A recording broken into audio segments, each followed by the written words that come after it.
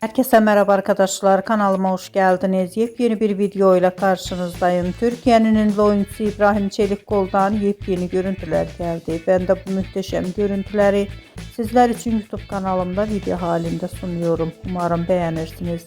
Arkadaşlar, videomu beğendiyseniz kanalımı izlemeyi ve bildirim butonuna basmayı unutmayın. Şimdilik benden bu kadar olsun. Yeni videomuzda görüşmek üzere. Hoşça kalın.